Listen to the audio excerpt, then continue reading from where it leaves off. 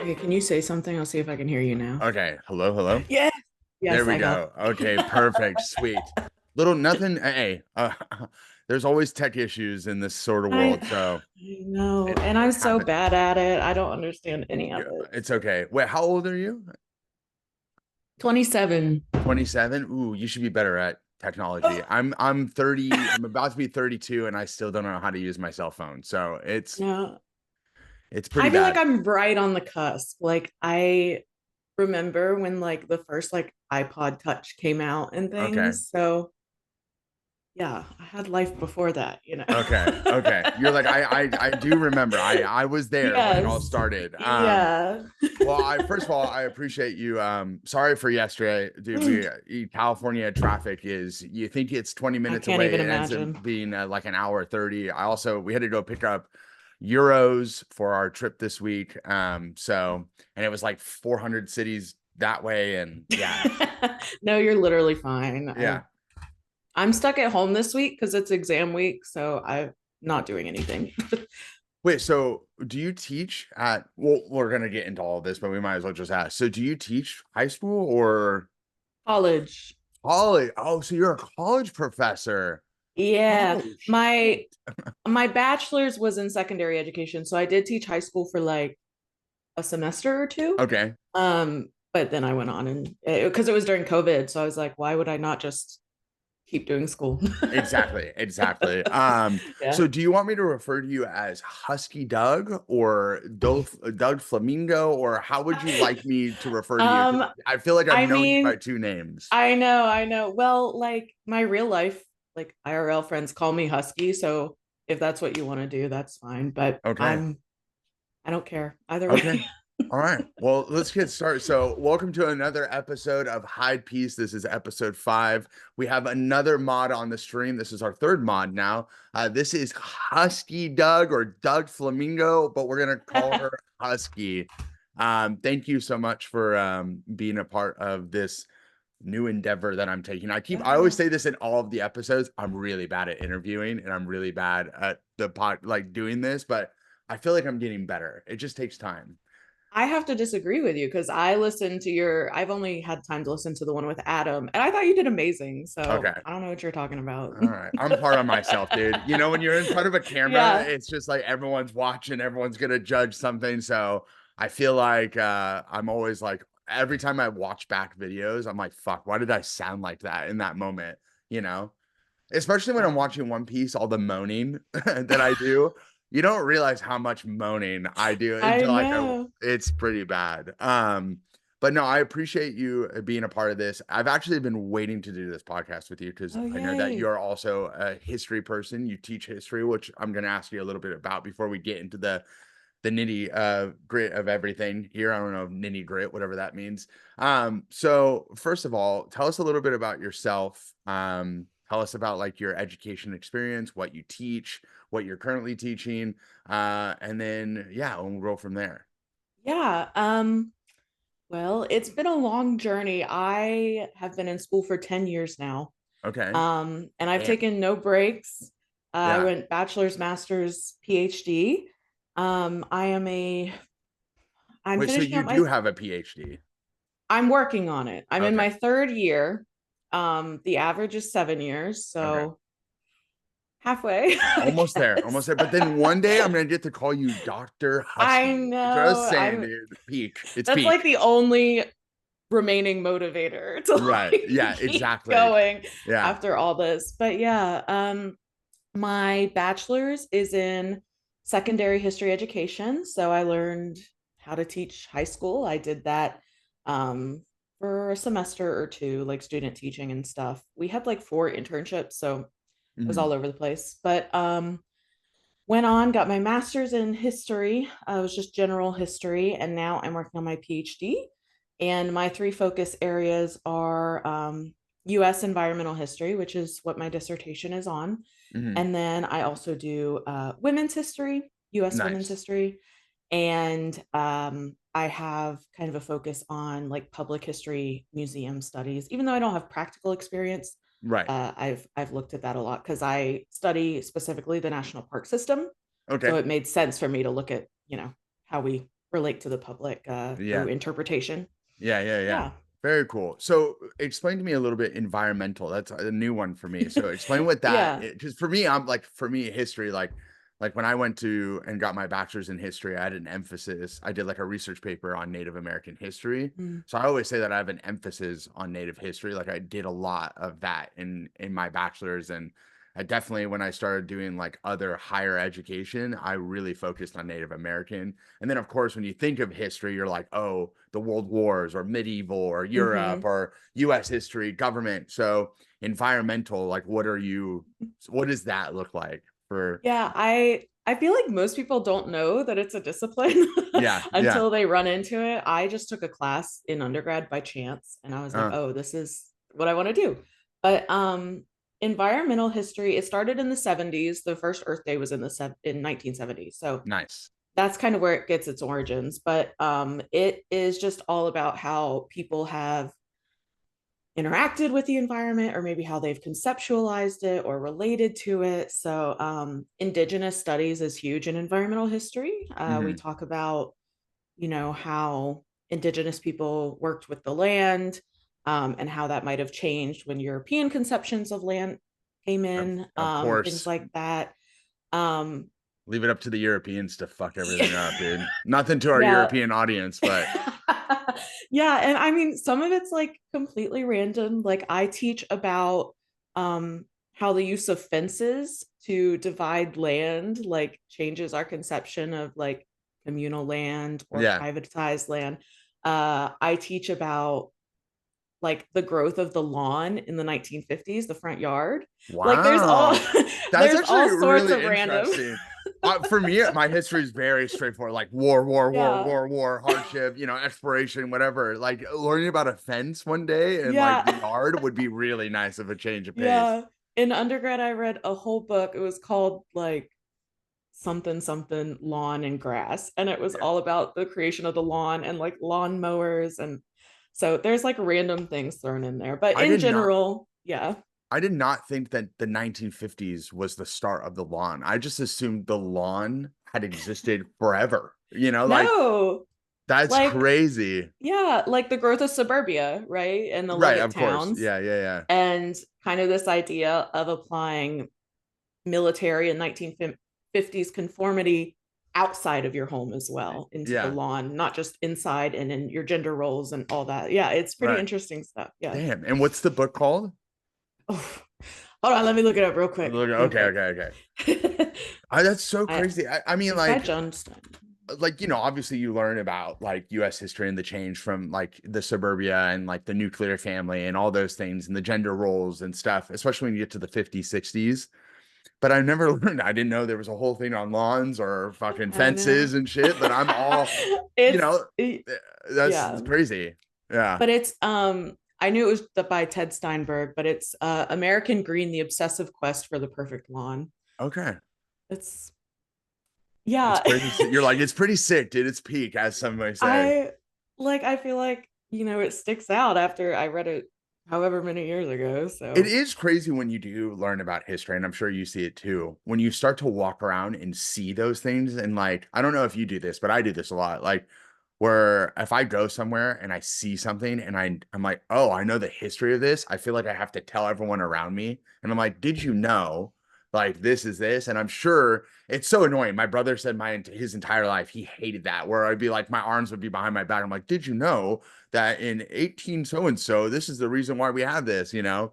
But do you end up doing that? Like, I mean, based off of some of your, you know, Yeah, I mean, absolutely. My mom always says, like, even when I was growing up, she hated taking me to like museums because she was like, you take forever, you read everything, you yeah, talk about it, like, just yeah, get through the museum. yeah. And now that I'm like more educated, actually, I find museums kind of boring because I know a lot of it. Well, yeah, Um, yeah. Like there's some museums where I'm like, this is just where's the really good shit, Like I feel like this is not yeah. as entertaining. Or yeah, it's the same thing too. Like my first European trip with my wife, she took me to the Imperial War Museum in London. I spent 3 hours there. Yes. I went 3 hours. She was like, I'm just gonna go sit in the cafe. And I walked forever. All because it's like levels, right? And so like I went through each fucking level individually.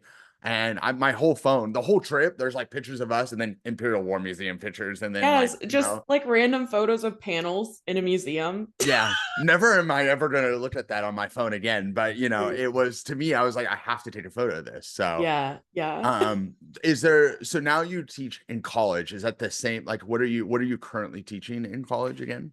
Um, Last Or what? semester I did US environmental history, which was super exciting to be able to do my focus area. Mhm. This semester is US women's history since 1865. They split it in Okay. half. And then in summer, I'm doing North Carolina history. So, North Carolina, shit, dude. North Carolina. yeah, Um, and out of the, so you've taught a little bit in high school and you did your stuff, and now you teach in college. What do you prefer? that's tough.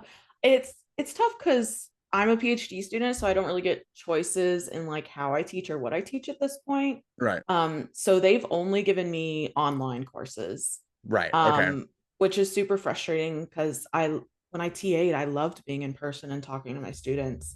But if I were compared to like what I've taught, I loved high school because I loved interacting with those kids and they were so Yeah. fun. So I'm hoping like when I finally get to teach in person, it'll be, Yeah. the same as like just loving that. But I like college because you get a little more academic freedom on what you can teach. Like you would never be able to do an environmental history class in a high school, especially here in North No, Carolina. no. So yeah, I'd say college probably overall. Yeah, I Yeah. was, and that's like for me, like I've taught in high school, a bunch already, and like Hmm. I've done the world history, I've done the government. The government one was really hard because the first time I taught it was during the last election, which was tough. Especially because I worked in a very heavily red city. Hmm. So, spoiler, I don't support red, obviously. If you I didn't don't know think that any by now, yeah, historian yeah, does. yeah. If you didn't know that by now, you now know. But it was tough, but I would say like there were restrictions like of how far I would go, or like sometimes the parents would read like some of the stuff I'm sending home and they'll be like, this just seems too liberal, and it's just like, no, I'm just sending facts home. That's all. Like it's up to the thing too, and I don't know if you do this with your students, is you're not trying to convince them this is it. You're trying to give them the tools to decide on their own and formulate their own opinions on what happened, right? Like I'm not trying to say this is right or wrong. Obviously, there are parts of history where you're like, this is wrong, this is right. But if I give you all this information, I want you to be the history person and decide Hmm. on your own how you feel about these things, right? So as a high school teacher, I felt like I was really put in a box of like what you could do, especially in California. You have to follow the curriculum and the Yeah. standards and stuff. And I'm sure that's the same in North Carolina. But there were like times where like you get to like imperialism in world history. And for me, I really want to talk about indigenous point of views. But like when I was student teaching, you would have the guy with me who's like, hey, I think you're doing too much. Like, really focus on this. Like, why aren't you talking about this? And blah, blah, blah. And you're like, okay, I just wanted to give a point of view on a tribe that just got absolutely annihilated, like by Yeah. European conquest. But I mean, have you ever ran into troubles like that while teaching? Like you felt like you were pretty restricted, or maybe you had a complaint that somebody didn't like, or Yeah, I mean, in college, it's less of an issue. uh Again, because of that academic freedom. Although that's changing. Our university just instituted last year, they are mandating us to teach four specific documents in our early US history course. And mhm. of course, it's like the Declaration of Independence and like those like kind of patriotic Yeah, documents. and we have to be patriotic, okay? Yeah. Because So exactly like, God you bless know, America, But yeah. yeah. So that I haven't taught that course yet, so I haven't had to deal with that, but I will at some point. Um, and then similar to you, I was teaching in a very rural area when I did my student teaching. So it was the same thing. Like, I vividly remember one instance, the main teacher, I don't remember what we were talking about, maybe immigration, but he was talking about like stereotypes, and he said something like, something Middle Eastern, and one of the kids goes, terrorist. And I was like, let's calm down. Yeah, yeah, yeah. No, yeah, Yeah. yeah. Yeah, it's tough too, because like the last school I taught at was actually the school where I was like, I don't know if I want to be a teacher anymore, which is really sad because the amount of work and effort you put into like this job and like all the time you put into school, which I'm, obviously for you, you've been in school for 10 years. Um, you're starting to see this like new wave of kids who just don't, excuse my French, give a fuck about Yeah. history. Um, and like hearing stuff like that, or like, I can't remember what we were doing. Oh, we were talking about something about, I think it was like the Enlightenment era. And there was something I was talking about women having the right to think and like women starting to actually be able to Mhm. voice their opinions. And some kid was like, they shouldn't have their thought, like women shouldn't even be able to think, they should be, or whatever. And I just like looked right at him and I was like, what are you talking about? First of all, shut Yeah. up. Um, but it's sad because like I don't know if you see it in college, because obviously college is a little bit very different than high school. But do you see this new wave of like how do you view education now from when you started to where you're at now? Like, do you see like a diminishing in education? Do you see like a lack of interest in things? What is your opinion on education as a whole, especially now where you're at Yeah. and how long you've been doing it? Yeah. I mean, I decided I wanted to be a teacher in first grade. Like it was very much a calling for me. Yeah. But there's a reason I don't teach high school at this Yeah. point. Like Yeah. you get into it and you see all the kind of gritty stuff. Um, Specifically, I hated like following the standards so Yeah. rigidly. Um, but I remember I was student teaching 2021, so still Mhm. COVID. We had only half of our students in the classroom on any given day. Mhm. But they also had Chromebooks. So I remember like one time I was walking around and like I had like three kids watching baseball on their Chromebook while I'm talking. And Dude, I'm like, oh, I had a girl watching The Conjuring yeah, during World War I. Dude, we were talking about trench warfare. yes. Around, she's on the scene in The Conjuring, and I'm just like, really? And she's like, it's really good. And I was like, I don't care if it's really good. I'm lecturing right now. What are you Like, talking about? like I'm giving you my energy and my time, but I Yeah, guess it doesn't matter. And yeah, I mean, in college, um, it's the same way. Like even when I was in person, a lot of the students would just sit on their computers or on their phones. And even online, like I can tell there are students that don't care. There are those that really do, and I of make an course. effort for them. But there's some that like do the bare minimum. Like their discussion posts are like two sentences, which isn't even my requirement. I have students with zeros because they just don't turn anything in, which tells me, of course, they're not reading the readings or watching the Right. lectures or like I take time to record myself and write these lectures, and I know you're not watching it because Canvas tells me the Yeah. stats. Oh, Canvas, dude. Yeah. Yeah. And So yeah. it's sad. It's sad because like even like the last time I taught too, like history is not a hard subject. And the No, homework is literally like fill in the blank or connect the words or write your own opinion. Like everything is so simple. But to them, they think like, oh my God, this is like science. Like I don't understand. Like I have to build a rocket shit to And I remember I literally it was like for the seniors for world government, for government, I was like, all you have to do is you're creating an election project, right? And the project was pretty much you are going to choose a candidate that you would vote for if you could vote. If you turned 18 right now, who would you vote for? Why? And then you're going to create like a portfolio of this person, like learn about their history, where they come from, all these things, political cartoons, like just to make them understand like how the political process goes. The first assignment was literally write your own opinion on who you would vote for and why if you could vote today. And these are seniors, 17, 18-year-olds. None of them could formulate a proper sentence.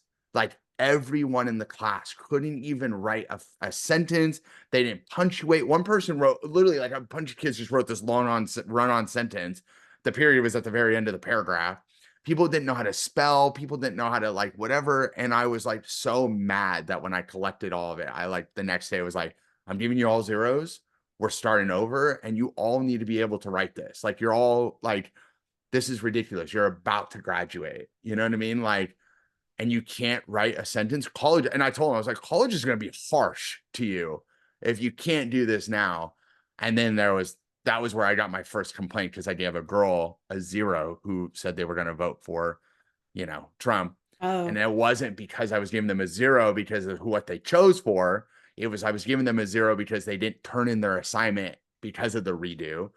A yeah. mom wrote in and told me that I should be terminated immediately for my liberal propaganda, called me a bunch of names. I'm not going to say them. But yeah, it's sad because I also think with technology, with AI as well, not to get on the AI soapbox, as well as I think it helps in some places, it really damages education as a whole. And I'm sure you see that too. Yeah, I mean, it's super frustrating, especially teaching online with the Mhm. problem of AI. Like I can, and the problem at the university level is I can tell it's AI, but we Yeah, have no way to prove it.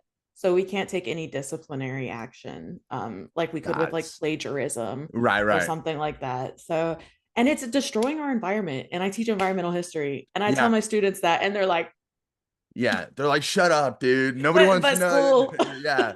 Yeah, yeah, fuck yeah. It's yeah. sad because AI, I know what AI looks like just because like I've seen it so many times now, especially when I last taught. You could tell kids don't know how to punctuate correctly. Commas are in like whatever. They have the M dashes that go The across, dash. which is like, brother, if you're gonna use AI, at least try to, cover it or whatever. But I do think that there's a damage. I hate Chromebooks in the classroom. I think that is a distraction in its own. I understand that it's supposed to help for like research and homework, but when I was in school, not to sound like an old timer, um, we had to like I remember our teacher saying we have computer day on Tuesday. Like we're gonna Mhm. go to computer day on Tuesday for your research. If you can't do that, then research would be done outside of school. We never had computers. When computers were introduced, I just feel like kids just didn't care and they don't block everything. Kids play Fortnite. You know what I mean? Like yeah. So I don't know. Yeah. I mean, Technology. I Go think ahead. there's a benefit to it, especially the reason I teach online so much is that our university just instituted a distance learning history major. Mhm. So we have a lot of students from like all over the state mostly, but some outside the state. So I think it's great for like non-traditional students like Right. that. But yeah, like in the classroom, especially the high school classroom, No. not a fan. I Not a fan. I always sounded like the most annoying person in like staff meetings when people are like, what is a complaint that we could work on? And I'd be like, well, I got one. Let's remove fucking Chromebooks, please. And everyone would be like, ooh, this guy. This guy's yeah. gone next year. But yeah, it's tough and I don't know. I'm curious to see what education will look like, especially like, down the line when I have my own kids go through school one day.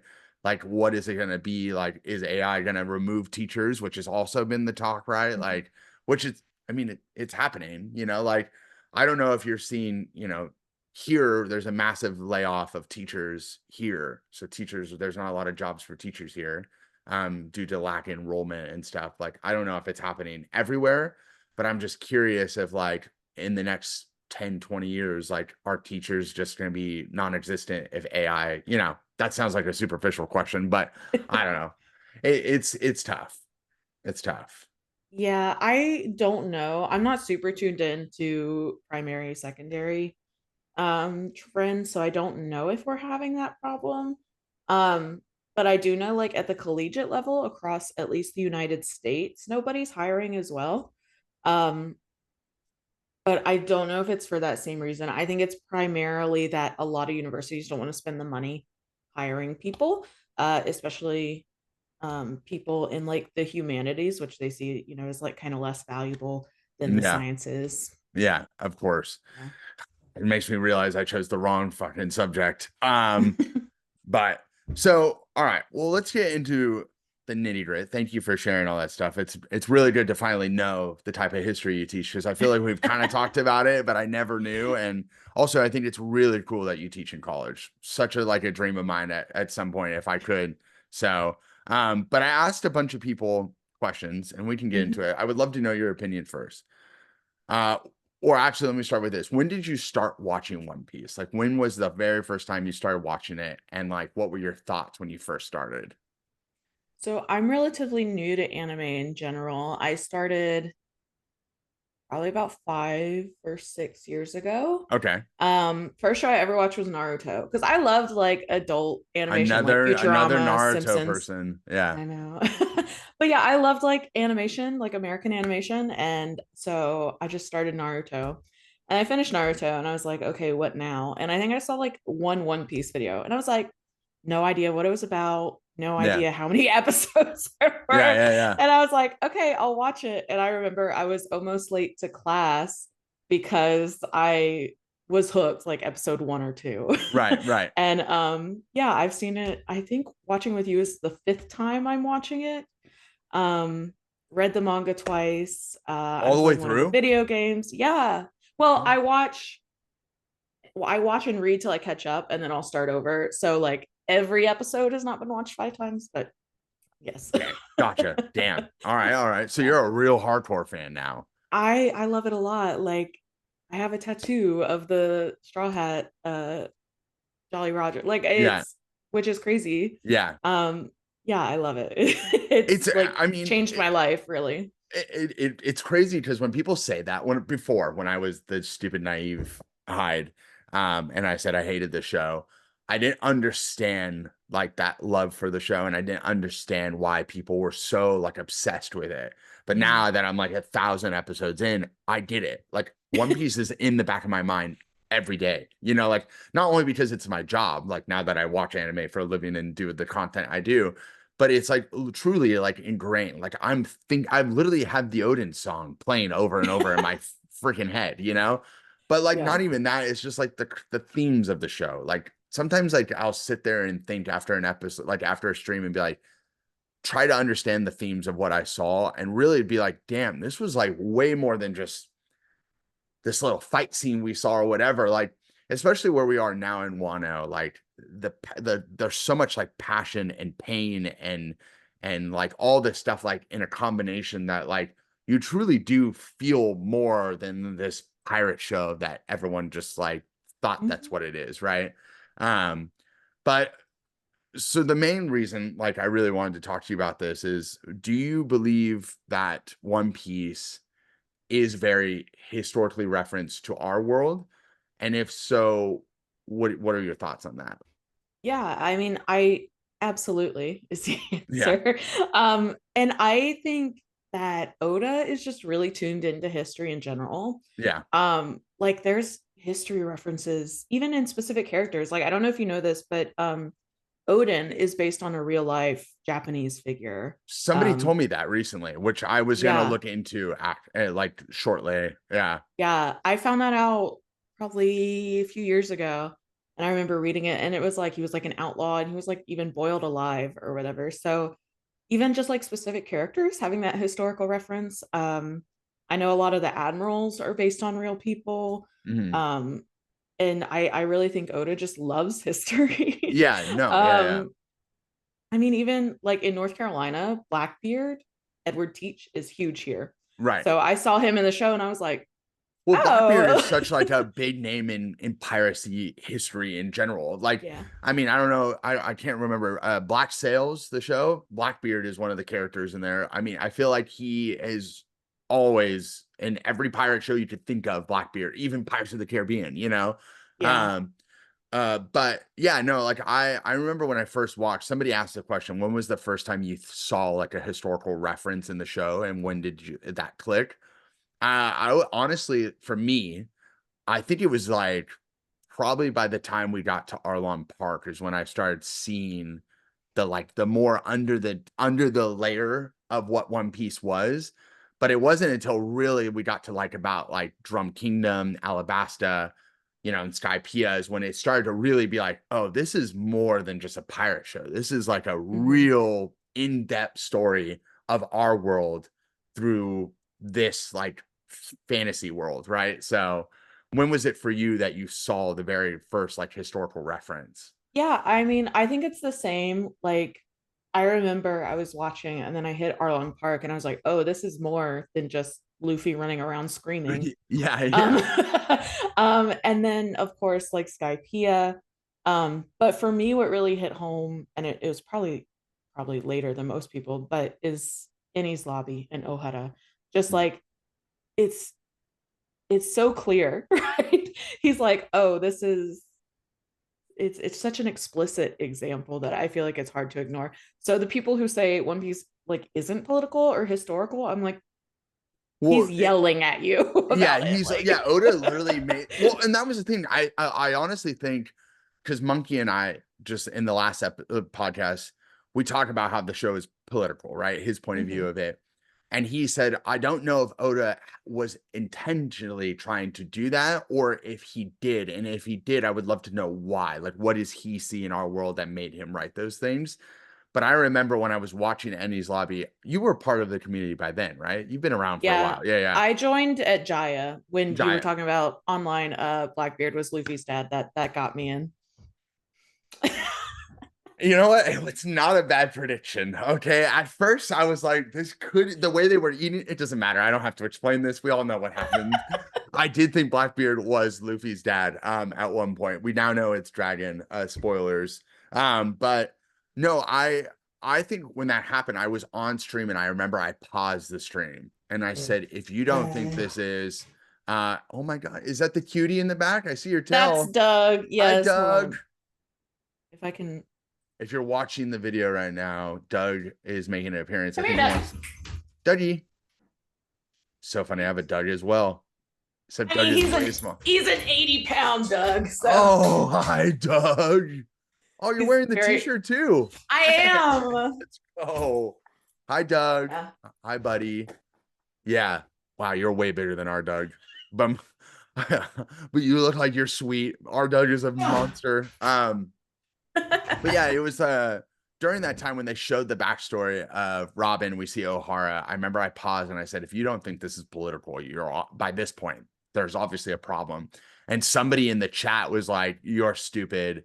This is not political. Don't overthink this. Don't make One Piece into a political thing or whatever. And it's like, how can you not watch this and realize this is a political show? Like, justice is being abused. The idea of justice is being abused. You have a government who's literally erasing people because of this fear of knowledge. There's like racism, slavery, colonization, imperialism, like all these things happening in the show. By the time you get to O'Hara, if you don't see that by now, you know what Yeah. I mean? Like there's obviously a problem, you know? Um, but yeah, it's crazy. Like when people say that, they just don't think it's political, you know? Like I don't Yeah. get it. Like why? Like it's also weird when the other side, the right side, watch this show, like MAGA watch this show and they're like, oh man, I don't see it. You know, I don't know why they have that accent, but they say that, you know, and then you're like, brother, you need to rewatch this and understand like this is way more than Luffy running around screaming, you know, trying to be king to the pirate, which is what I said not long ago too, is like, even up to Wano, this is not like the concept of Luffy trying to become king of the pirate. Yes, that's the end goal. But I feel like everything that's really happening is him like relieving people of oppression, saving people, liberating people, helping those who don't have a voice. Like he is truly the definition of what justice should look like in a world that is corrupt, you know? So yeah, it's crazy. Yeah, I mean, I feel like Ohara and then Fishman Island are like Oh, the two most obvious. I'm like, if you're not picking it up by these points, like there's no really saving you, yeah. you know? Yeah, exactly. Because even in Fishman, dude, like that's all racism right there. That's like obviously, and then inherited hate. Like obviously, like when you grow up in a society where they like people hates a group of people, that those you know your children and grandchildren, all those people are gonna learn from that because that's inherited hate. Like you know, it's passed on from generation to generation.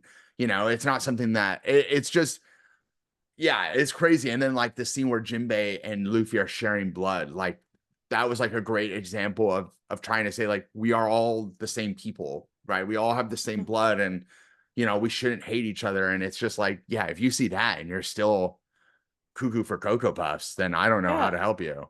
And they're real life examples, right? Like, I mean, for the longest time, white people refused black blood, right? So Yeah. like it's so obviously a connection to our real historical examples. Yeah, And or yeah. another thing too, like the reverie, like how fishermen Mhm. people were not allowed to join for so long due to this like fear of fish people.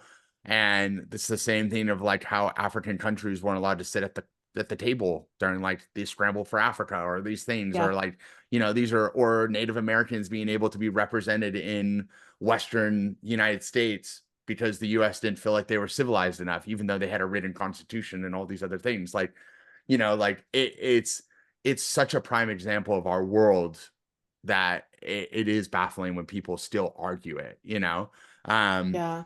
and it's just like at that point, just get out of here. Don't even sit or stay any longer, you know, like go find somebody else that views your points. And again, everyone has the right to their own opinions about this. It's just, yeah, it's just crazy how we're still there, you know? Yeah. I also think an important part of it, because I hate when MAGA people are like, Luffy would support Trump, blah, blah, blah, blah, blah. A huge part of it is like the whole, I guess, plot is centered around this idea of freedom. Like Luffy says King of the Pirates is whoever is most free, and he, is always like, Yeah. people don't deserve to cry or go hungry. There's this like freedom element. And I'm like, I fear your Lord and Savior Donald Trump does not support those Yeah, ideals, there's no, yeah. They're like, well, he's supporting freedom, man. And I was like, didn't he just start a war for, it's like, regardless, Isn't too. he detaining people Yeah, every single day? isn't he like removing the rights of people around the country? It's, I mean, again, like not to get so in depth about Donald Trump here. But like when people say that, it feels like an insult to the character. It feels like an insult to Oda because if anything, Donald Trump is a celestial dragon who Oh, believes that he 100%. is far superior than the people below him, right? And like everything that Luffy represents and embodies is truly a rebel who's trying to fight against this tyrannical system that's just constantly oppressing people day after day after day. And I feel like there was a question I got a long time ago. There's other questions here I'll ask you in a second, but there was a question of like, who do you think is practicing real justice? The world government or the pirates? And if so, what does justice look like to you? And I always just said that I believe that justice, what true justice is in this world, is what Luffy is doing every step of the way to the end, especially up to Wano, right? Like him standing up to fight for the people of Wano, right? To be like, why can a foreigner help you? Why can I be here to save you guys? Like, this is not, you're not even happy and you're not eating. And this person's just like pretty much screwing you guys over. Like, why don't you want to be saved? Let me help you. You know, I feel like he is the what the world government should be in this world, but they're not. What is your thoughts on that? Yeah, I mean, I think that's a tough question because we're all watching it from the perspective of Luffy, Right. right? So of course, and I mean he's so lovable, right? Yeah. Um, I sometimes I wonder like if we were watching it from the perspective of Garp, right? Yeah. Same family, similar beliefs, like would we feel different, right? Mm, I see. I Yeah. also there's a quote from I think it's when I was a TA for like History 101. Yeah. The professor said one person's freedom fighter is another person's terrorist. And Mm. I think that's such a great way to like look at perspectives, right? Um, so yeah, I mean, I personally think Luffy is that embodiment of justice, right? Everybody's fed, everybody's happy kind of thing. But yeah, I mean, you can also understand the world government kind of perspective because they've dealt with pirates like Gecko Moria or Doflamingo, right, who are like oppressing huge amounts of people, Mm. or Kaido.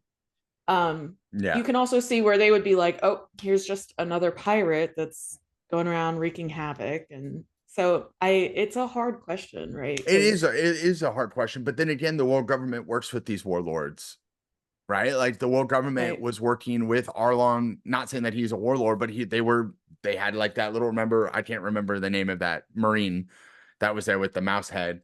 But like they were working with them. And then like you've seen CP9 showed up to talk to Orochi. You've seen like what is it called? Why can't I think of it? Doflamingo, like all these Mhm. things. Like there's like that's the thing where it's like you're right. Doflamingo and all these people terrorize people, and the world government has been fighting against piracy for so long, right?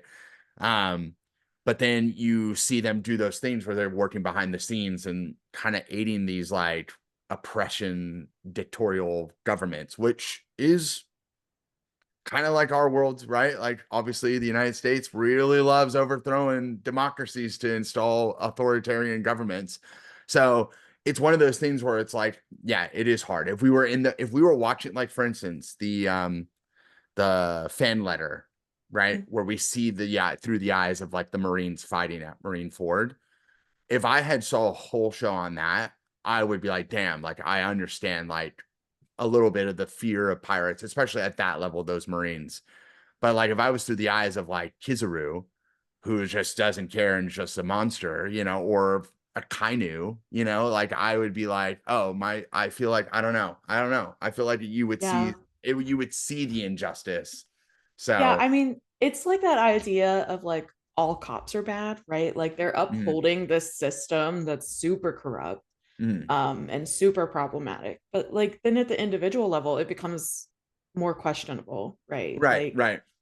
Yeah. yeah, I It's don't like know. kind of like, I guess what I was saying is like the Marines, if we were watching day-to-day Marines at the bottom level, we would be like, these are just normal people just doing a job.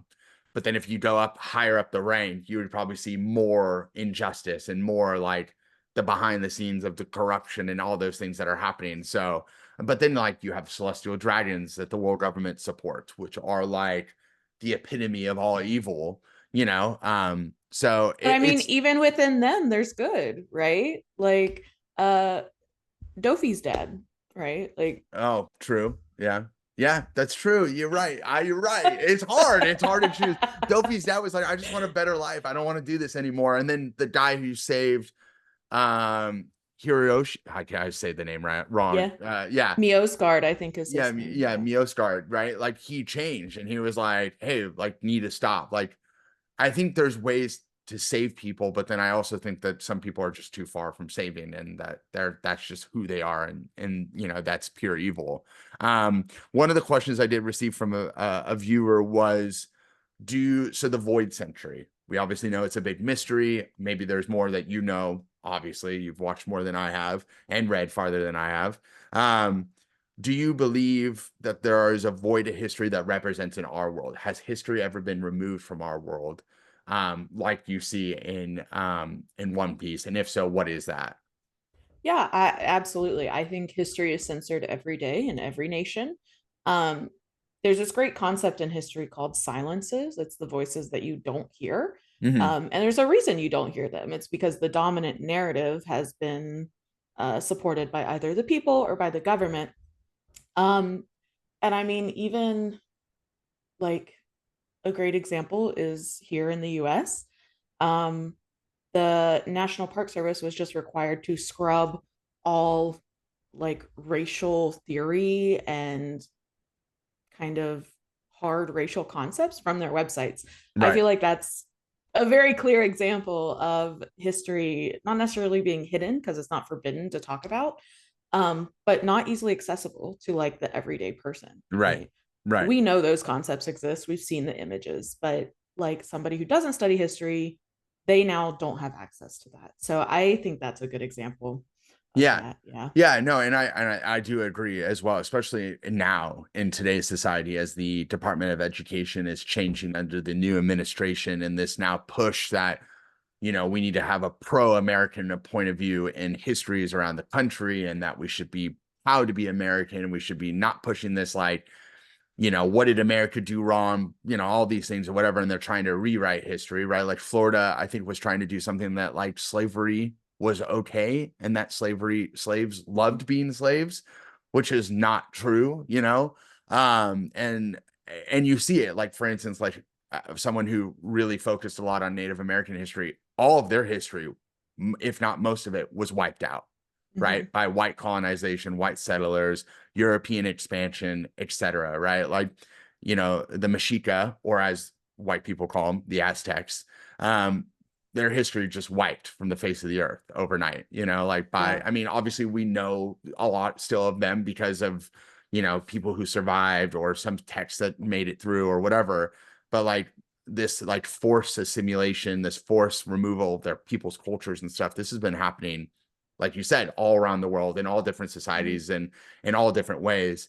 You see it in our textbooks today. Like you go to Vietnam and a US textbook, US history textbook, it's 5 pages, right? And it doesn't even cover everything that happened, the massacres, the forced rapes, and all these things that American soldiers did to Vietnamese people all throughout Vietnam. But you go to the War of 1812 and it's 12 pages. That's a 2-year war, like it doesn't make sense, right? And Yeah. so yeah, like to answer that question, and like you said too, is yeah, it's always been happening, and it's happening today as we speak with the new rise of like the right, and the rise of this like fanatical fascist leaders around the world where they're trying to suppress the truth of history to better the narrative for future generations to come. So it's tough, and you see it in Yeah. One Piece. Yeah. I feel like it's that cliche, right? That like the winners write history. Yeah, I oh, yeah, don't absolutely. like that phrase, but I mean it gets at that idea that that the dominant force is gonna drive that narrative. So Exactly, yeah. exactly. And I guess the dominant force in One Piece would be the world government being the Hmm. dominant force. They wiped out this entire history, which we don't know, and it's now against the law to try and research it or whatever. Not, and it's something that we even see now. Like it could be a law where teachers are not allowed to teach about certain things, and that's just how it is, And so definitely was one of the things that I feel like really resonated with me when we got to O'Hara, where I was like, oh, this is really a true event that's happening. I mean, the Yeah. Nazis used to burn books, like put that into Yeah. perspective. The first sign of a fascist regime is the oppression of any kind of information, right? Yeah. So burning books, scrubbing websites. Yeah. Yeah. Right? Like, yeah, Yeah, I isn't it the White House? What is that? The not something where they were removing like black historians or black like figures in history, and like it was like what they removed gay, the word gay, like anything that had gay in it, and they removed like the yeah. plane that dropped the atom bomb or whatever, Hmm. like The Enola Gay, yeah, yeah. the Enola Gay It's because it had gay in it. It's like, what are we doing, folks? Yeah, they're like because they're using AI to like structure these policies that they're passing. So yeah, like I was reading, it was a list of words that if you put it in a grant proposal for the National Science Foundation, it mhm, automatically gets rejected. And like one of mhm, the words was like woman yeah, or historically. I was like, how do I apply for an NSF grant without saying historically as a yeah. historian? It You doesn't know? make sense. Yeah, Yeah, yeah. it's outrageous. The hurdles they're throwing us through, the hurdles is crazy. So what's it? Let's see. Let me ask to look at another question. I asked like chat if they had any questions they would want me to ask and stuff. You've got a lot of historians in your little crew. Yeah, It's amazing. Yeah, the O'Hara channel, it's crazy. There are some people that will attack me. I've posted, I see, like, I want to use my channel obviously to spread like my views and opinions, right? Hmm. And I'm not here to like transform my platform into a political place, but I also want to make a point and use my platform for good, right? Like I Yeah. want to post about things. And I post a lot about like what was happening with the ICE raids. I've posted about Palestine and all these things. But man, when you post about certain things, the people come out of the woodwork, dude. And I have gotten a lot of hate mail for a lot of the things I've brought up on my stream, but that it's fine. People also complain I don't watch fast enough. So I was gonna I say got people are gonna have opinions no matter what you do. yeah. So Yeah. Somebody said is Foxy goaded? That doesn't have anything to do with history. Jesus. A lot of people asking about the void century. What do you think? Is there anything the government are hiding and is it inherited till now? Like the void century, same thing. The slave trade and its similarities to celestial dragons, especially in the Holy Land. What's your thoughts on that? Um, not something I can like concisely Yeah. talk about. Slavery has a really, really long and really rich history. Mhm. Um, I did like 4 weeks where we just did slavery historiography. So it's how people have defined slavery and whatever, and it's exhausting. Yeah. Um, but I mean, I think there's that, like, it's a direct connection, right? Like enslavement in One Piece is The probably same. very similar to some sort of enslavement somewhere. Right. I mean, even here in the US, it's very similar to what we did. Yeah. Um, so yeah. Yeah. Yeah. Yeah. It's interesting because slavery has very rich history. It's been going on since the time of man, right? Like, and that's always the debate. Oh, we used to enslave white people too. And it's like, okay, but we have to acknowledge that at some point we switched directly to enslaving people from Africa.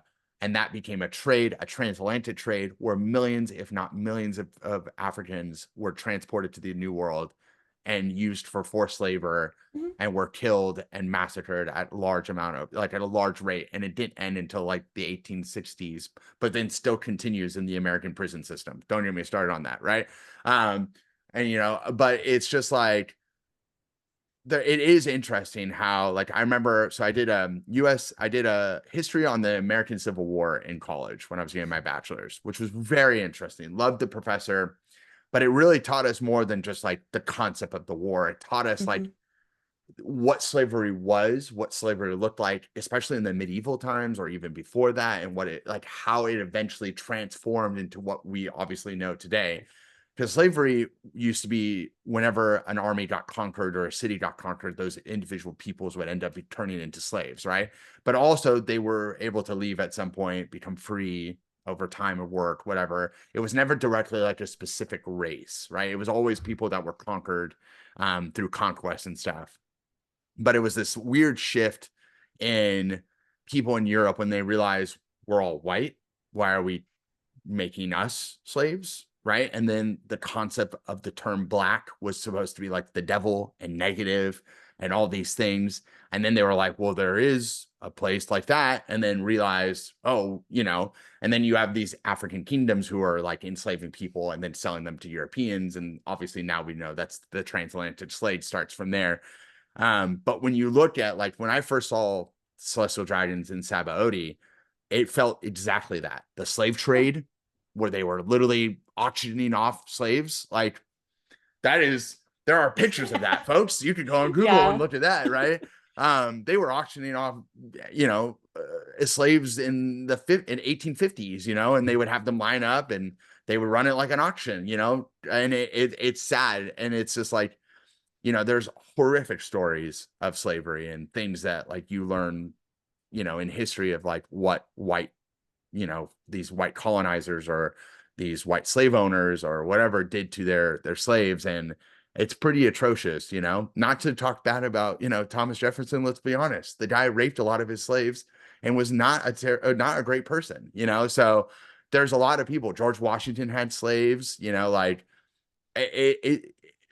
I feel like when that also came out too, that's another part of history being wiped out, where the administration didn't want us to talk bad about like George Washington, Thomas Jefferson, and all these people who had slaves. And you're like, no, we should talk about this, right? Why are we going Yeah. to remove this history? So yeah, Yeah, that gets at that like benevolent slaveholder like theme that you hear sometimes. And it's yeah. like, Oh, and no. the slaves loved it. They loved George Washington coming in They and were beating the shit. happy. They were happy, Yeah. dude. Just look at the paintings. They look happy. It's like, no, they don't look happy. I But yeah, mean, go ahead. another like great example, I think, that most people might not know about.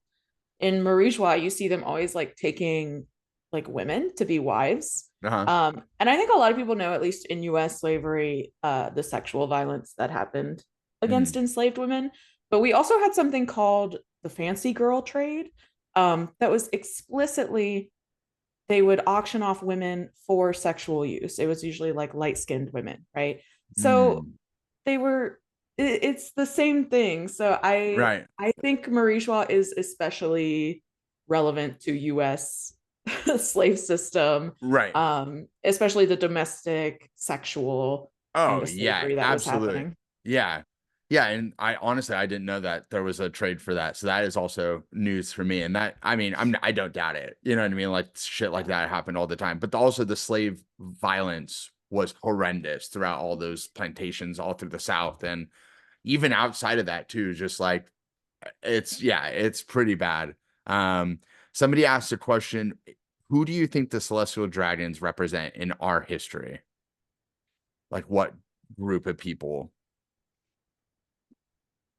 Like how who in history can you compare to the celestial dragons? Personally, for me, I would say it's the rich and the powerful.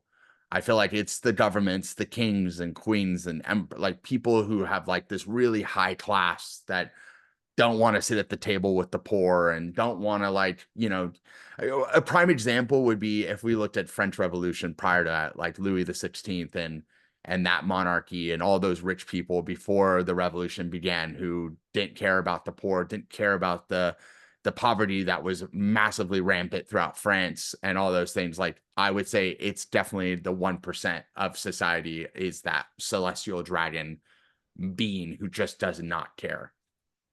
Yeah, I mean, I'm unfortunately not super knowledgeable outside of United States history, but I Uh-huh. think you're right. Like the first person that comes to mind, is it Louis the 14th that built Versailles, I think. It was Louis the 14th, and then obviously Louis the 16th obviously gets Yeah. his, yeah, yeah. And like had everybody move to Versailles. That was super Versailles powerful. actually So was the it's capital Marie before. Joie, Yeah, it is right? Marie Like, Joie. Yeah.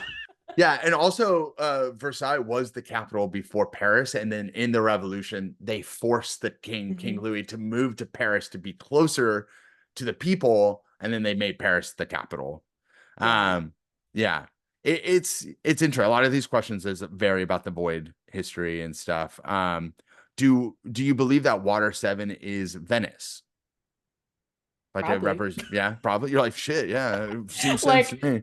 it make like I feel like Dressrosa is very much like Spanish themed. I feel Yeah, like Water Seven's very much Italian. Like I don't yeah, know. I think a lot of the places are based on like real world yeah. places. Yeah. Let's see. Have you thought about a connection between Norlin and Magellan? That's a good one. I don't know. I think they're talking about Nolan, From who went to Skypeia his Skypeia, and then obviously he went to Dressrosa. and Magellan from Impel Down. I think they're comparing Nolan to Magellan, like the Magellan, the history, the navigator. That's a good one. I don't know. I Oh, couldn't. Yeah, I guess because he went around a lot of places, and there's obviously like statues and representations of him. So I'm wondering if that's what people are saying. maybe. Maybe. I mean, Magellan never made it home, did he? He I don't think he did. I think he I died. I think his ship and a few crewmates made it, but I'm pretty sure he died in like the islands.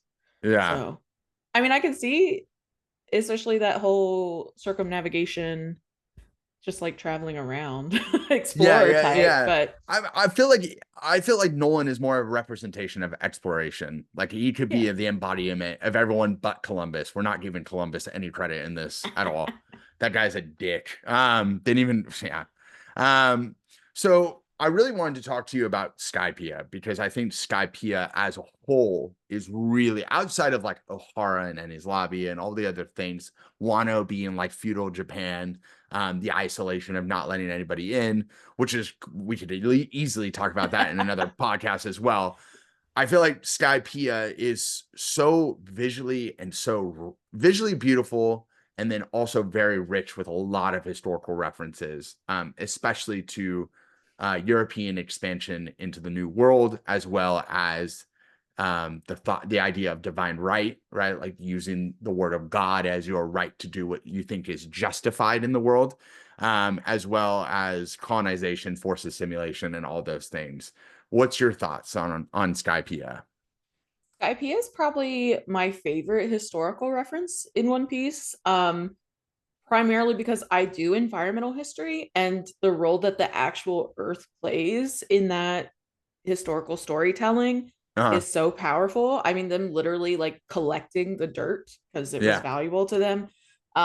So like I agree, like it is just packed full of these references um to imperialism and all sorts of things, indigenous history generally. Um, but yeah, I love that kind of connection of the literal, they call it verth, right? Mhm. And in the story, I think it's so good. I love Yeah. it. Yeah, I mean, I think when it first started and you see, like, you start to learn history of the Verth and how it came from the surface up, and then the Skypeians were like, well, this is ours now. And then you have like the Shardians, is that how you call them? Say their names? Shandians, I think. Shandians, not Shardians, Shandians. Thank you. Everyone's gonna start yelling at me again. Here he goes. Can't pronounce words. The Shandians, like how they were the indigenous people of the Verth, and then literally have been fighting to protect their land. And then you obviously have this psychotic character named, Anel or Niru, however you want to call him, who comes in and believes that he is God and that it is his right to do what he believes is justified, um, in creating whatever world that he believes is what he wants to create, and I think that comes down to I did like a little bit of like research to like divine right and stuff. Like, what do you think of Anel as a character? And as well as like, do you think he is an embodiment of some sorts of leaders that we've seen in history as using God as the justification? Yeah, I mean, I don't even think it's just Anel. I think it's all the Skypeians. Because Okay. I mean, Gonfall was called God even before Enel, right? Right, So right. um I think it's all of them as a society kind of represent divine right in any historical context. For the US, right, we had Manifest Destiny, which every kid learns about in Yeah. school, right? For That Europeans, iconic if you don't, image. yeah, if Europeans don't know what manifest destiny is, it was our God-given right to move past the Appalachian Mountains to the west and remove any people in the way of that process, because it was our right to colonize the west.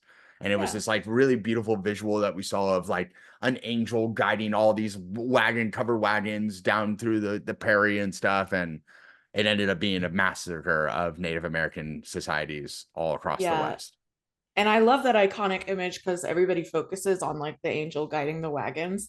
And I think they miss it because it's the darker side of the painting, but you can actually see the indigenous people like retreating Yeah, let me west. pull it up so that people Um, could see it while so you're going. literally like pushing folks out. And for the Europeans out there, they had the same thing with like Rudyard Kipling and the white man's burden, right? That Yeah, colonization ideal. So it's this idea that not only are you spiritually superior, but morally superior, and you have a right to this land. And yeah, yeah, if you could it's see this right now, this was the image they showed us in like elementary school, right? You see this civilized nation over here, right? And then you have this angel God or Christianity guiding white settlers west because it was our God-given right to move west. And you could kind of tell how like as she moves, more light comes over what they believed was this darkness covering. They needed civilization. I didn't know this the Native Americans were here, so that's a good point. yeah. She's also, I just realized, holding a telegraph wire.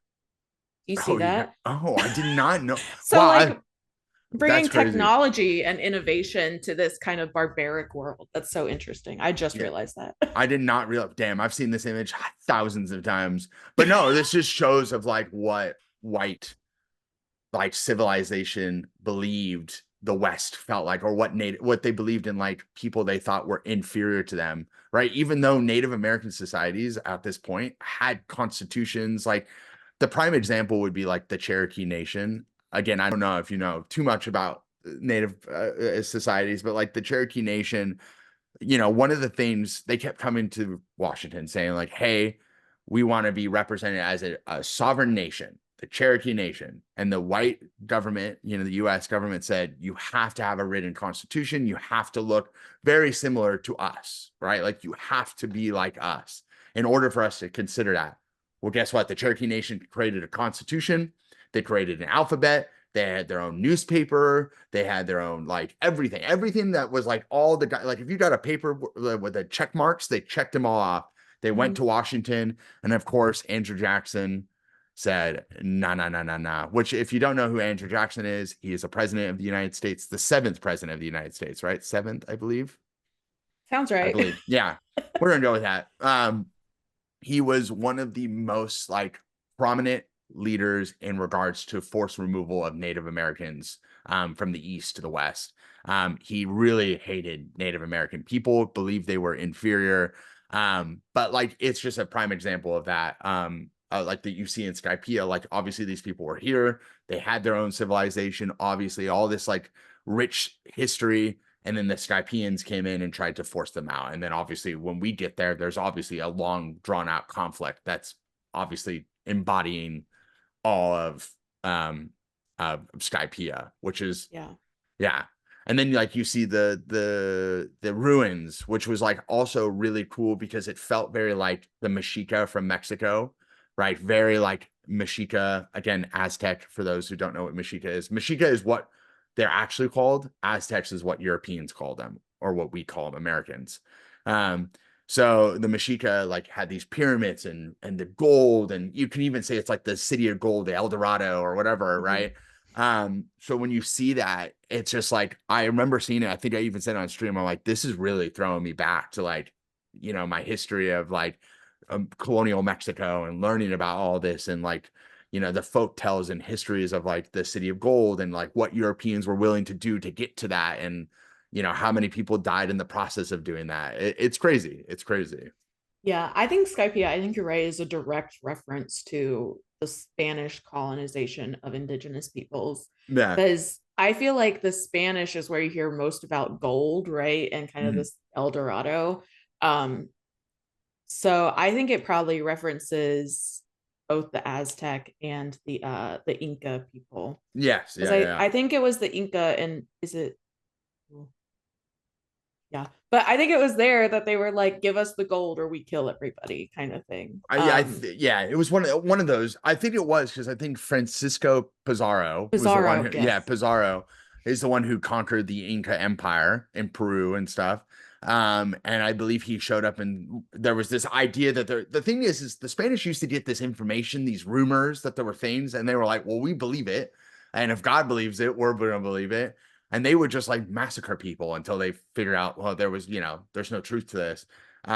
Even like after the conquest of like central Mexico, um, the Spanish got word of El Dorado being in Arizona, and they was like all these expeditions going in, and they could not find it. And the natives started like lying. Oh yeah, if you just keep going that way, you'll run into it. And sure enough, these groups of Spanish explorers just perish and dying because they can't find this place of gold that obviously never existed. Yeah. I know But they were in Florida for a long time looking for yes. it, which I can only imagine how like the Seminole people took that. Oh, well, my research paper is on the Seminole Oh, people. really? And yeah, it is funny. And the Seminoles, man, they put up some fights, baby. They were like They, the three wars with the United States, the Seminoles, three wars. And the United States just struggled in every single one until finally they forced them out, and then they yeah, moved west. their Um, story's pretty amazing, yeah, honestly. I feel like it was one of the strongest for like resistance to US expansion, especially with like native removal, where they like held out very long. And Yeah. yeah, there's stories. One of my favorite is there's this thing called the Dade Massacre, where, not that I support massacres or anything like that, but it was more of like this concept of like, obviously you think of these nations, the US, any European nation, advanced. They got cannons, ships, ammunition, weapons, whatever it may be. And then to the US viewing natives, they thought of them as like being inferior. They fought with bow and arrows, sticks, or whatever. And then you see like these native people like demolishing this like advanced military force in the swamps, using the swamp to their advantage and fighting back this like force. And they took out like 400 troops in like this one little thing and lost Wimmy too. And you're just thinking like, this is sick. Like, this is like Yeah. rebellion right here, right? It just sucks that the outcome ended up being they had to move at some point. But yeah, like seeing the scenes at the end, especially with the bell ringing and all those things, and then Mm, finally like this liberation and stuff, and allowing the Shandians to be able to go back. It's definitely something that didn't really happen in history, but it shows a really good representation of, obviously here comes Luffy trying to help again, these people, like, and obviously remove the negative force, which is Enel, and then obviously other things happening as well. So Yeah. yeah, it's crazy. It's Skypeia is just beautiful. When people say to skip it, I don't understand. I don't No. understand. I And don't go ahead. Sorry. I don't think you even realize maybe yet because you're still watching, but it has so many like important lore references to future Yeah. moments. I won't talk too much about it because I don't want to spoil anything, but so when people say skip it, I'm like, you're missing out on not only this incredible historical narrative, but also like the lore of One Piece. So Yeah, no, absolutely. I just think it's one of those arcs where it's just like if you skip it, you're missing out. Like when they showed Roger finally being there and writing the note, I was like, holy fuck. Like this just felt so like, I don't know. It was just amazing to see like the connection to Skypiea, which I feel like to a lot of people, they love that arc. So when I got there, I remember back in, I think it was, I got there in and late August, I was in Skypiea and people were just like, oh, you should skip it. I was like, what are you talking about? Why? First of all, why would I skip anything? They also wanted me to skip most of Fishman Island. I was like, it's all the ones with the history. It's these are the people who just don't want to hear about the history parts or whatever. But I don't know. I think it's a phenomenal arc, and I'm really glad that I was able to experience it. And yeah. also, it's great to talk about it with somebody else as well. Let me see if there's any other questions before we close out. Is there anything you want to add? There's a lot I could add. I don't know, like so my dissertation is on the removal of people to create the Blue Ridge Parkway, Right. which is a park here in Hmm. North Carolina, Virginia. But so I specifically look at like how these people had this connection to the land, Yeah. and how being stripped from that kind of created this like almost identity crisis and like affects historical memory. So I feel like Skypeia, as obvious as it is to indigenous history, I think we can all relate to it, right? Hmm. Whether we say like this is my hometown that I grew up in. If you were Hmm. kicked out of that hometown, you would probably react similarly. Yeah. Yeah. No. So I think people miss that that we can all relate to this, even if we're not or are indigenous, right? I don't know. It's a half-baked thought, Yeah.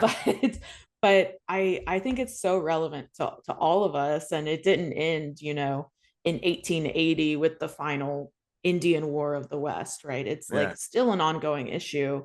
Um, like you mentioned, the Eastern Band of Cherokee is here in North Carolina, and they still um, fight for land and specific rights. North Carolina, we also have a tribe called the Lumbee that are not recognized and continue to fight to be recognized to get federal assets. So I think I wanted to emphasize that it's like it's all of us, right? Yeah. It's ongoing, and yeah, I don't know. Yeah, no, I agree. I mean, and even here in California, there's so many tribes that are still not recognized. Like I don't remember the actual name of the one where I went to Long Beach State, and there was a Native American tribe that used to be there and then were forced out for obviously the building of the college and all these other things. And there's some of their land is still there, but they're not recognized. So the Mm, school keeps building on it and pushing it, and it sucks because it's like, I don't know why it's so hard to just recognize these people and it's weird. Like Native American people are so like, obviously, you have the civil rights movements and all these things for all these other groups of people that were oppressed. But for some reason, Native Americans, nobody just wants to deal with it. It's just this weird anomaly of just this group of people like the US just wants to close their eyes, but it's not even just here. It's like you said, it's everywhere. You can go to Canada and it's even worse in Canada, with Native American forced removal and the representation. They're digging up graves with 300 dead bodies. Like it's everywhere and it's all of us. And you're right. If somebody kicked me out of my hometown and said this is mine, I would feel lost without it, yeah, and there's this cultural connection to those places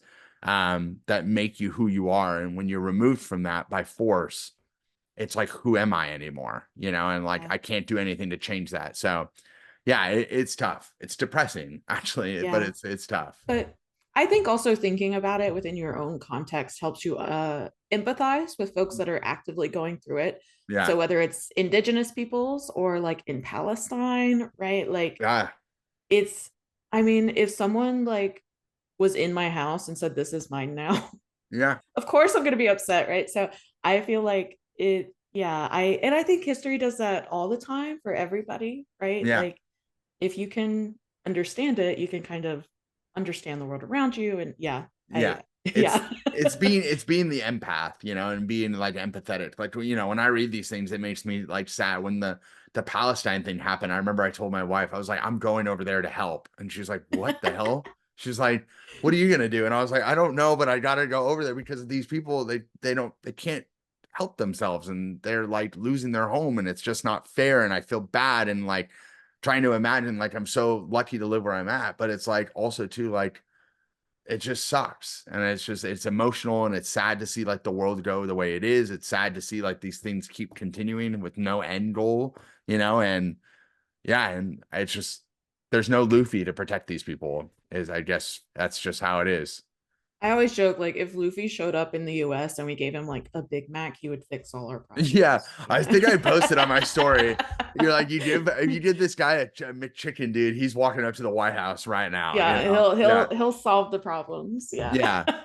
So, well, I appreciate the conversations we had, and this was super fun. And I feel like we could talk each other's ears out. We'll have to do another one on Wana Yeah. once I'm finished. But I always like to ask. Well, I'm going to ask you too because you are a history person. But I always ask the same question to all my past people that I've done the pods with. But my first question to you is, what is your favorite part of history and why?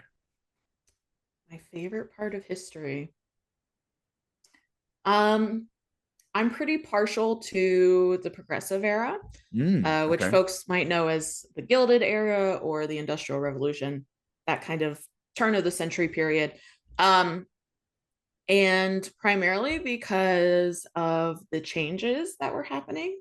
There were lots of economic changes, social changes, and it also, personally, with environmental history, it's kind of the start of the environmental movement Mm, and the national parks. So it's and I love like the progressive movements, like the settlement houses and kind of the class, gender, and racial undertones there. So I think there's just a lot happening in that era that mm. makes it very, very interesting. Yeah, Yeah. yeah. So, are you a big fan of Theodore Roosevelt? Eddie, big fan. Yeah, yeah. I I just I know love he started the national park, so I'm wondering if that's like, I love what he did for the parks. Do I love his kind of ideals about imperialism? And maybe not, yeah, you know.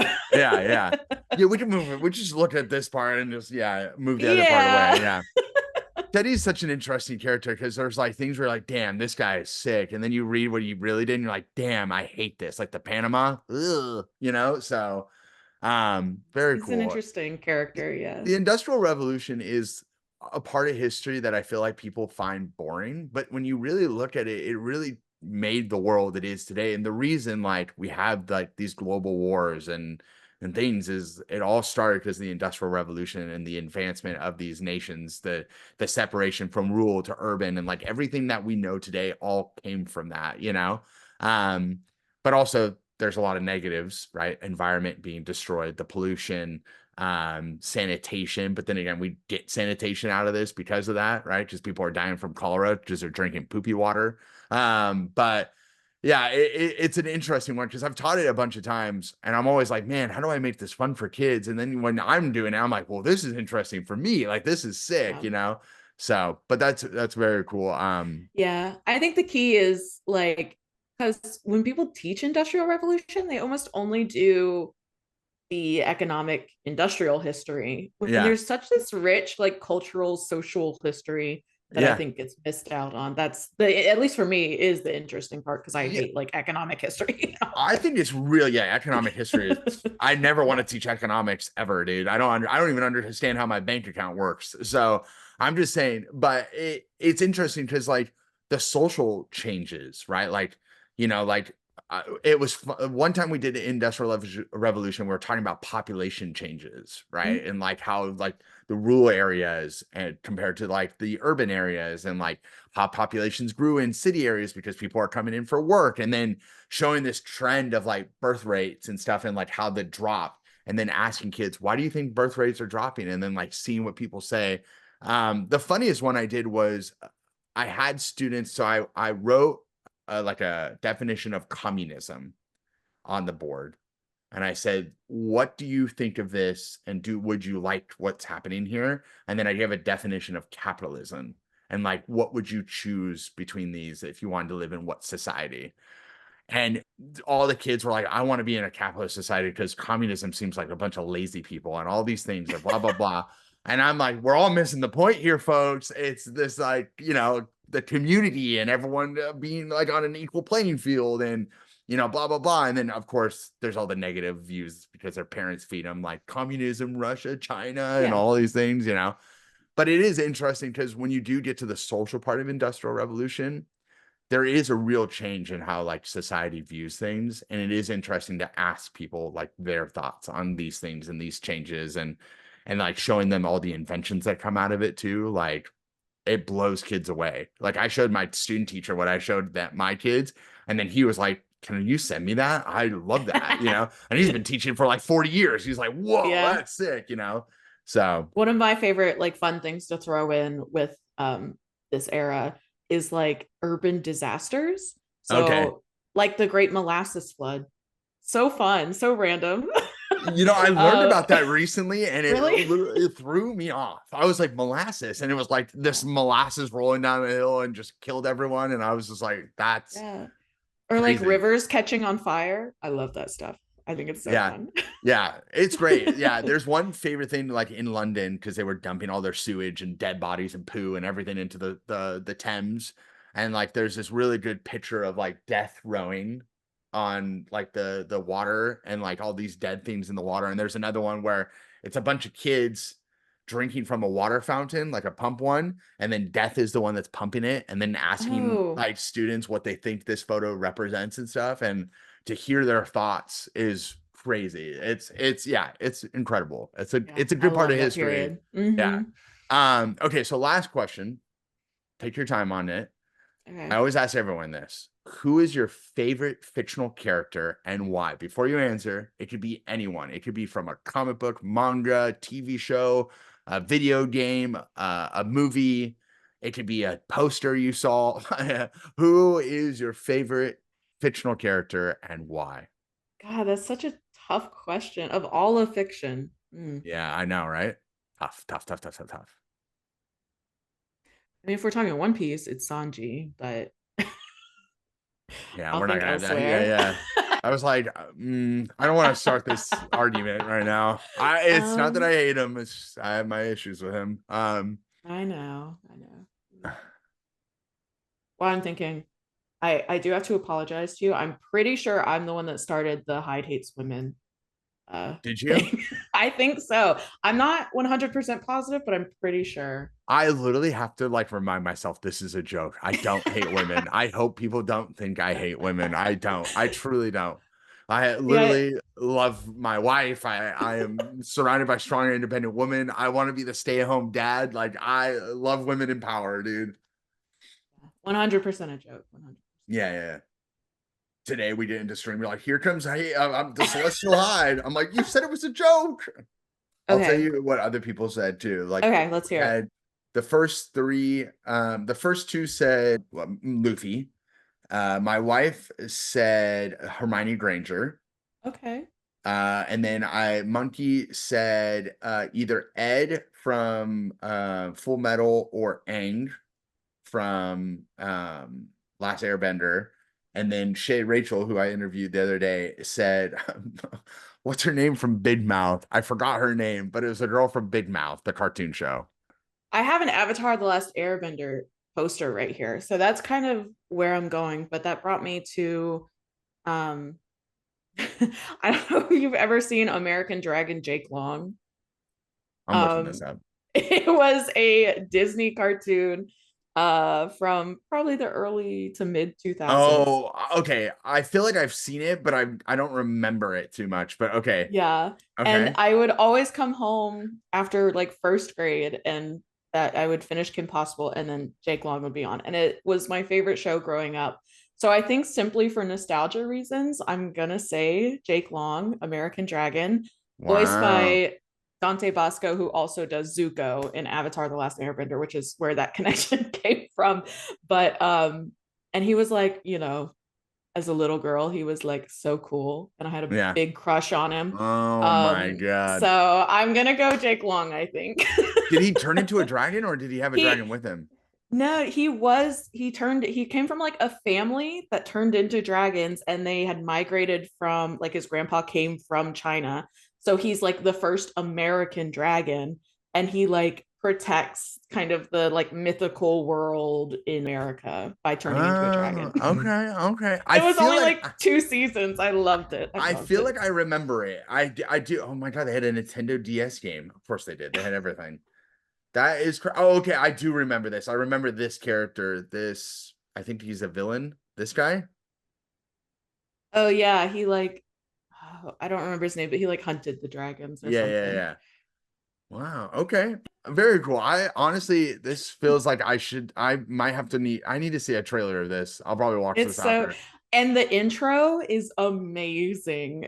I love it. I jam out to it all the time. It's Damn. like on a playlist somewhere in my I Spotify, love but that. I do love when people bring in like back in the day their favorite characters. Like obviously, like granted, you can have Luffy as your favorite character, but when like somebody said like when somebody goes away from that and says somebody different like this, like somebody from your childhood, I'm like, oh, that's sick. Not saying I'm judging yeah. people's favorite characters, but I'm saying this is pretty cool. This just feels very nostalgic. So I have a video I need to post to my Instagram because I was streaming Date Everything. I don't know if you've seen that. I And okay, yeah, yeah.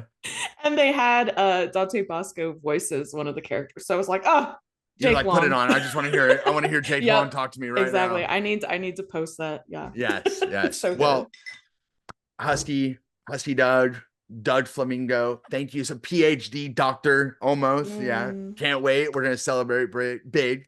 But first of all, I just want to say thank you so much. Thank you for being a part of this community for as long as you've been. Thank you for being an amazing mod. Thank you for starting the rumor that I hate women.